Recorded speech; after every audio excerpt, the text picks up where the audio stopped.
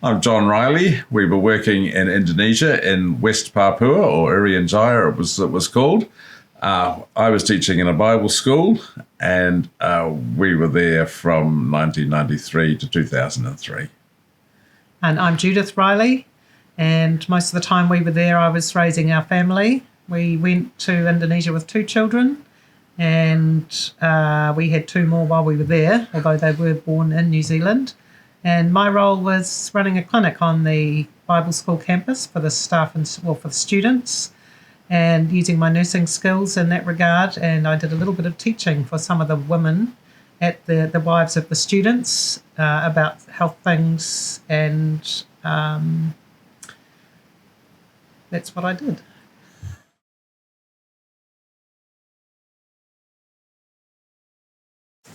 Growing up, I had a strong sense of interest in mission. I was particularly interested in stories from India, and I thought that being a nurse and a midwife would be a good way to go and work in that country.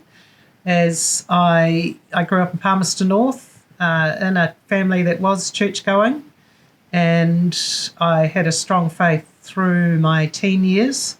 Moved to Wellington to do my nursing training, and met John during that time. And we got married a couple of years after I'd finished nursing school.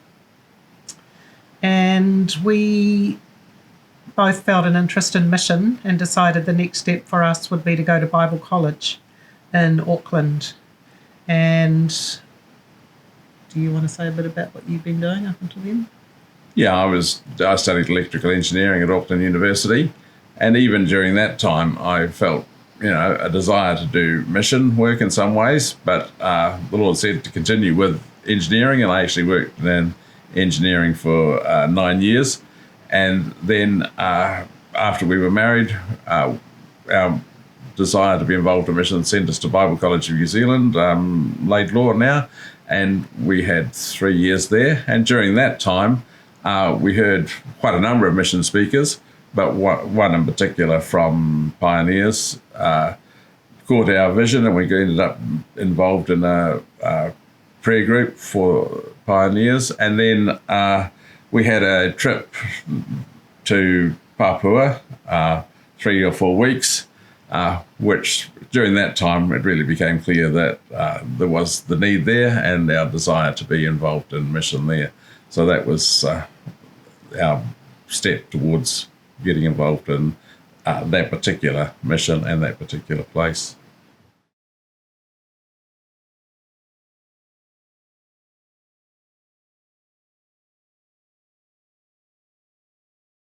Yes, I think one of the things was during fundraising, vision funding, we had a particular person who had supported many missionaries who were involved in Irian Jaya, West Papua, and she came on very early, as soon as we signed up, basically, to support us financially and in prayer. And that was a sign to us that, the Lord was in this, someone we didn't even know that had come on supporting, so we felt that was a real sign for us. Yeah, and we had several adventures in terms of health needs of our own children while we were away. And being part of an expat community, we were quite lucky that we were in the town where the school was for the children. And when our eldest son became unwell the first time, and he and I were medevaced out, there was a sense of being thrust into the unknown. We were from New Zealand, we were living in Indonesia, and we were medevaced to Australia. And one of the things that God provided was we'd arrived in Australia, and within 24 hours of arriving in Cairns, there was a cyclone that came through the town. I didn't know this at the time, but the pilots that had flown us down were staying in a facility that had no power for 2 days, so they weren't able really to do much, whereas I was in the hospital with my son. And I remember sitting in a foyer outside the ward. We got into the hospital, he was in a bed, he'd finally gone to sleep, And there were these guys rushing around, putting tape on the windows and towels on the floor. And I was just sitting there feeling stunned. And one of them looked at me and said, "You look pretty cool, calm and collected. There's a cyclone going on." And I'm like thinking, you've got no idea. My world's just been turned upside down. But there was a sense of God being present, and the fact that I had no Australian money, I didn't know anyone in town. God just kept me so I could just be with peace with my son and just attending to his needs as he recovered. And it did turn out, pardon me, I think the next day after we arrived, I rang one of the churches in the town where we'd attended when we'd been in Cairns on a holiday a couple of years previously to ask if there was anyone that could come and visit. I wanted a way to do laundry, just had some needs like that. And the lady who answered the phone said to me, "Lady, there's just been a cyclone. Everyone's busy cleaning up. No one can help you." And I said, "Okay, thank you." And I think it was either that afternoon or the next morning, a couple in their 70s appeared at the door of our hospital room and, asked us by name if we were Judith and Michael Riley. We said yes. And these people had come to help. They had the gift of helps. The first thing more or less she said was, "Have you got any laundry that you need done? Do you need to have a bit of a break?" And they really brought the love of Jesus into the room in really simple and practical ways. And when we left the hospital, we stayed with them for a few days until our transport was organised out of town. And actually, a funny thing is, it turned out they were from that church that I'd called for help. And so that felt like a real blessing. And just very practical help, providing, help with laundry, transport to and from the hospital when I was able to leave my son there. And I really give thanks for that.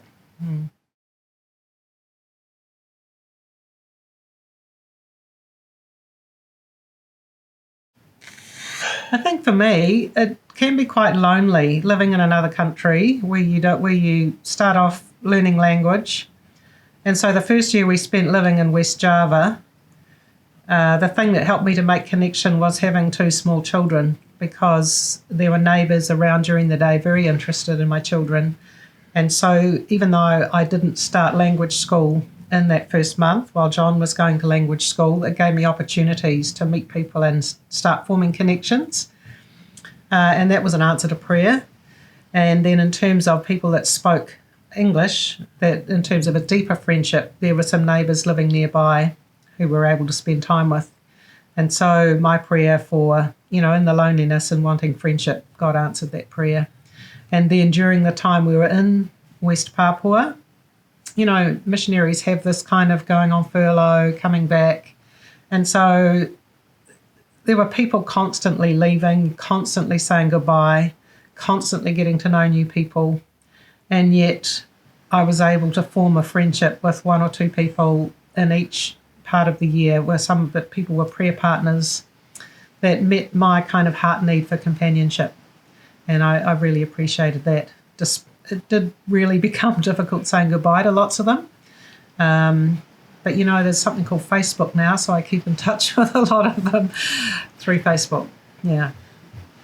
Yeah, I think for me, just a real blessing of answer to prayer is for our children, and that they grew up following the Lord and keen, and that and stayed healthy mostly until Michael became ill. But and for the whole time that we were there, just seeing them enjoy and have friends and fellowship.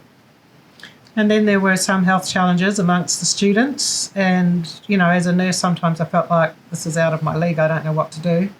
And God provided transport so we could take these people to hospital, funds when they were needed, and sometimes just healing people, which is amazing. Mm.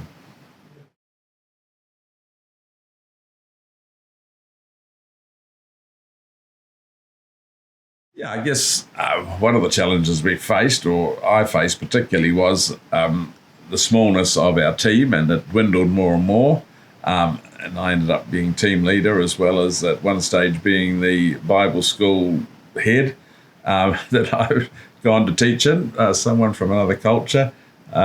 And just the pressure that put on, and the number of hours work that I ended up doing. Not only was I team leader, but also doing some of the finance stuff as well as the head of school. And so that was, quite a challenge through those years. And I probably worked too long and too hard often. But that was, a challenge for me. I think there was the ongoing challenge of language, communicating with people in a language that I was still learning to be able in. And one of the challenges for me with the group of women is that some of the women, the wives of students who attended the Bible school, couldn't read and write. And for me, who'd been raised in an environment where pretty much everybody reads and writes, conveying things was just an extra depth for me.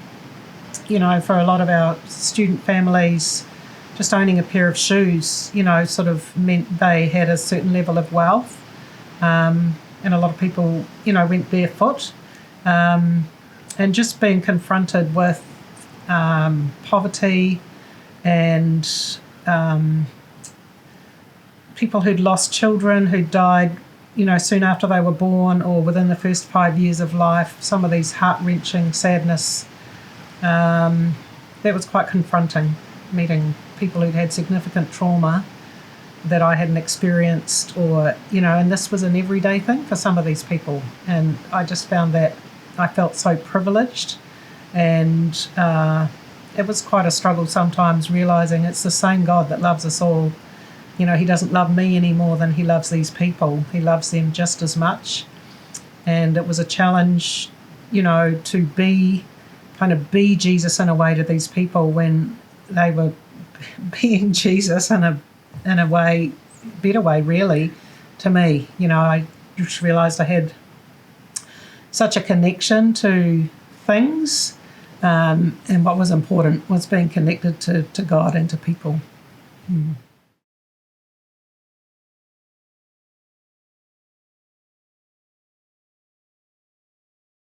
Yeah, I got robbed in Mount Hagen, but I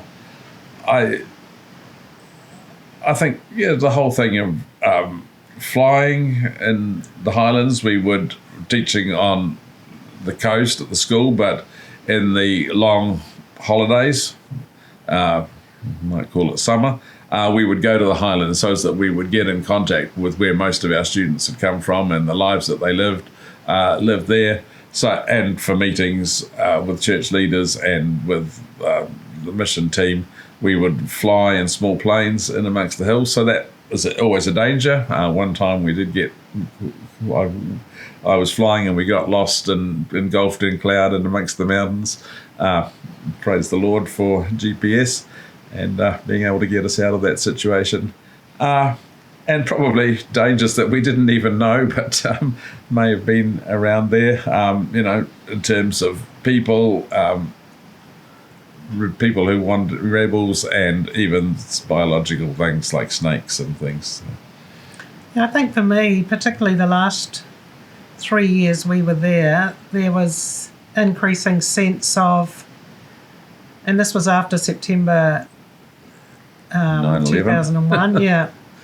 There was an increased presence of army, police in the town. And these people are all armed, and we found, so in terms of the expat church we were part of, we moved away from the church building and started meeting at the school, which was an enclosed compound. As we went to church on Sunday, we were stopped at the gate. The vehicle was searched for bombs. They would look under the vehicle to see if anyone had planted anything under there. And that kind of became sort of normal. And I didn't realise how much of a burden of fear that was until I left and came back to New Zealand, and that was gone. There were a couple of episodes where we were told to stay home.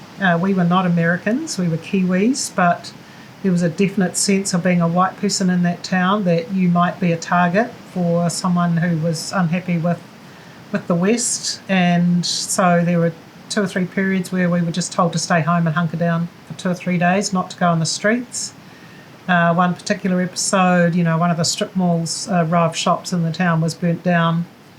And he just became more alert, hyper alert to avoiding large gatherings. So of, Westerners, which meant that going to church was like, oh, should we go to church today or not? Should our kids go to school today or not? So a certain level of tension. And I think the other thing, there was the school our kids attended was up on top of a hill, and at the bottom of that hill was an army camp with training facilities and had a shooting range at the back. And I wasn't on the campus at the time, but I believe there are a couple of occasions where stray bullets actually somehow went into the school facility. So thankfully no one was hurt, but there was kind of a sense of, if someone decided to deliberately make the school a target, then that was a concern.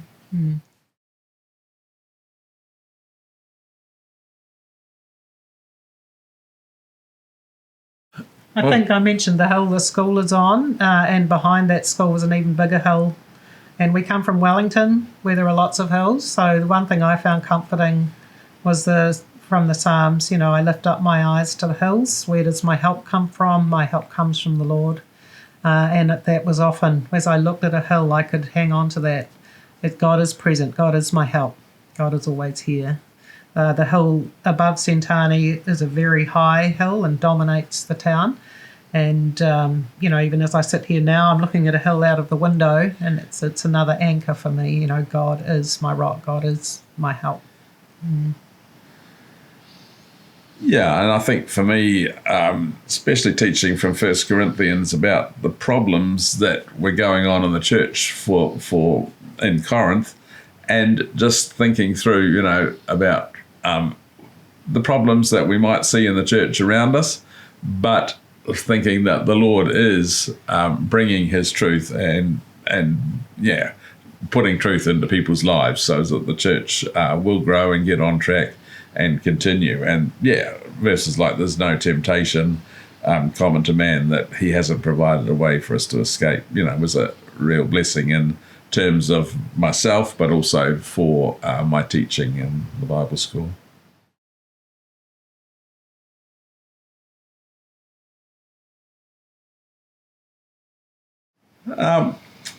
We came back in a hurry, and because of Michael's medical situation, and we had no plans as to what we were going to do. We more or less arrived, and survival was the first thing, particularly for our children who had hardly lived in New Zealand, didn't know their way around, didn't know what to talk about with peers at school and things, so that was survival for them. So encouraging and supporting them while we were also going through our own trauma of working out what we were going to do next.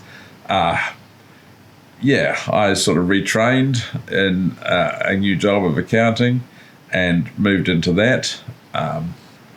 Gotten back involved in our church, our sending church, and got involved in quite a few things there for a time.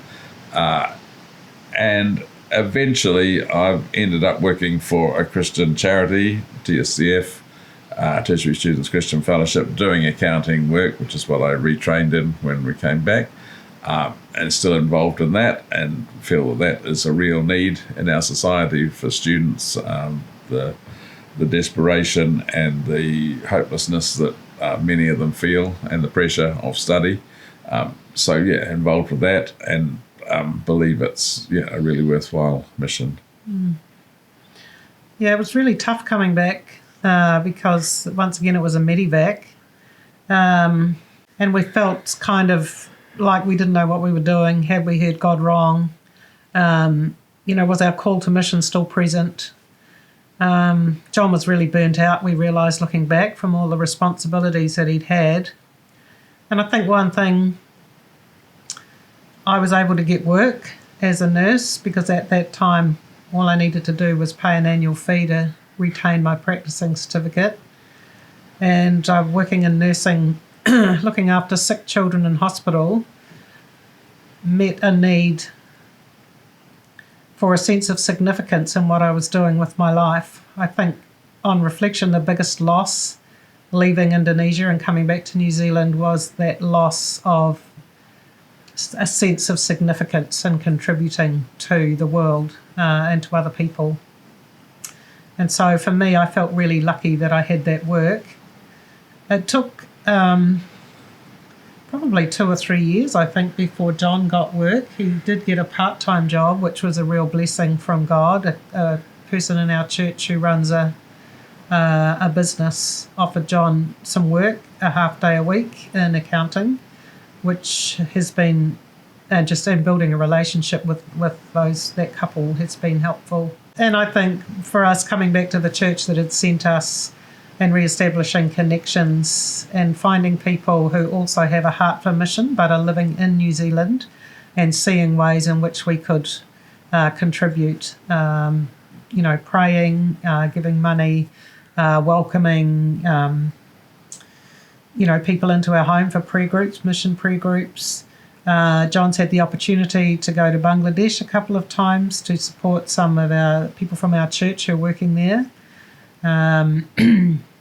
I've had the opportunity to visit people working in a couple of other countries in the world, one on the African continent and one in the Middle East, and that's been a privilege being able to be an encouragement to them as well. Yeah, it was great. Children are great. I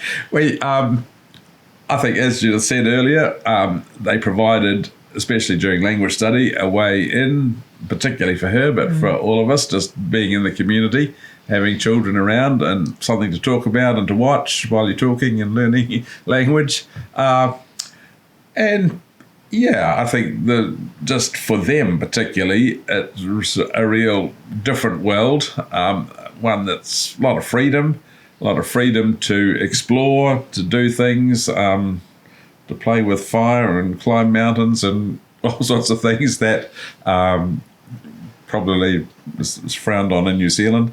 Hunt animals and play with sticks and all sorts of things.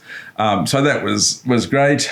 There were times of illness, times of worry about them.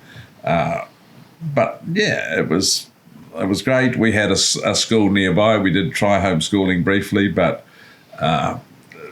the one who wasn't being homeschooled wanted more attention than the one who was being homeschooled, and that didn't work out too well. So we took advantage of expat school that was nearby, and that worked well for us. And yeah, and our children enjoyed living there.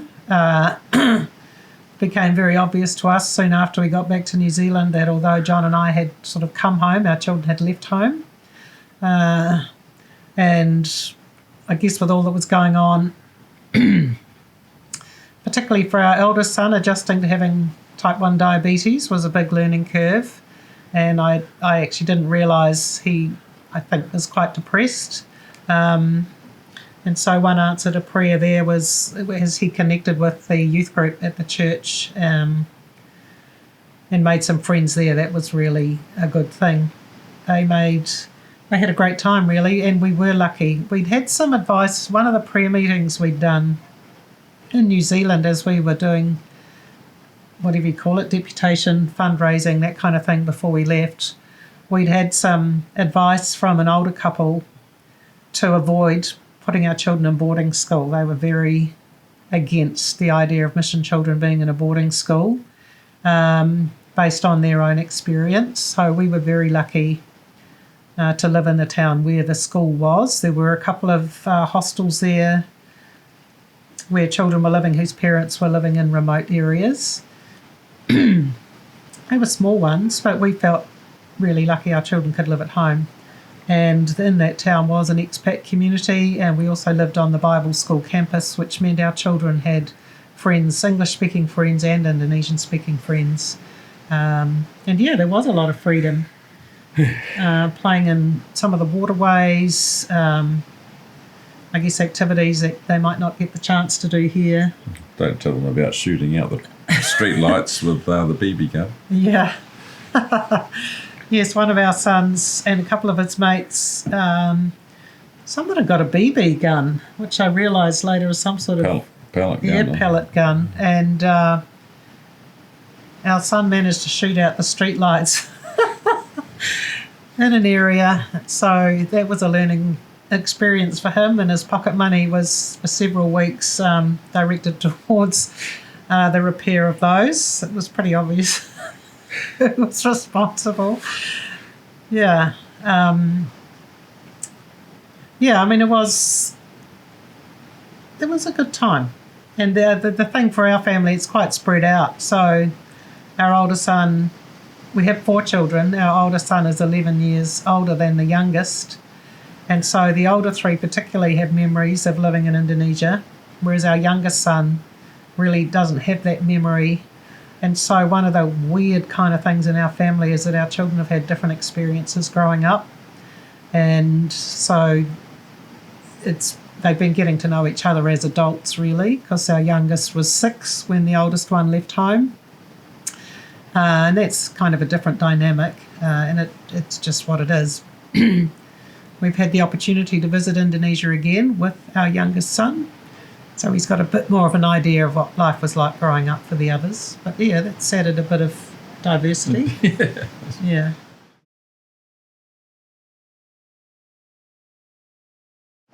Go for it. It's, really enriching to your own thinking and your way of seeing the world.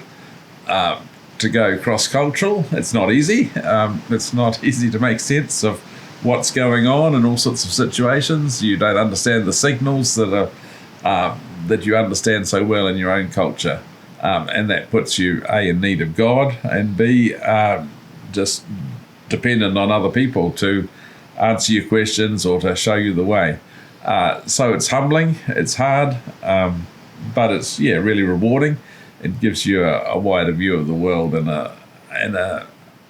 even when you come back, you've still got a wider view of what's going on in the world, understanding of the world, and even a slightly different view of God and the Bible, a deeper understanding of some of the things that you read in the Bible, because you've been informed by a different culture, maybe a culture that understands some of those issues more than you do, maybe the issue of sacrifice or the issue of loss of children and those sort of things. They've got different perspectives that they can bring and teach you. So it's not all one way. Cross-cultural mission is learning and giving and just helping people to make connections, and to find knowledge that they need to for their own lives and ministry. Yeah, and I think I'd add to that, maintaining your own personal time with the Lord becomes really, really important, and being patient and waiting. Some of the government processes linked with getting visas and your permissions to stay in certain countries takes a long time unless you're paying a bribe, which of course we were not prepared to do. And just having that sense that someone else sometimes is in control of your day, you really, in terms of not understanding some of the nuances of culture, it can feel a little bit like you're on the edge of not quite knowing what's going on and am I safe here? So just being connected to God, having that foundation and that peace, that's really important. And I think the other piece of advice is to find a prayer partner if you can, in some way, shape or form, and meet regularly with that person. And it helps to maintain, your faith and your faith practices as you're going through some tough times. Yeah.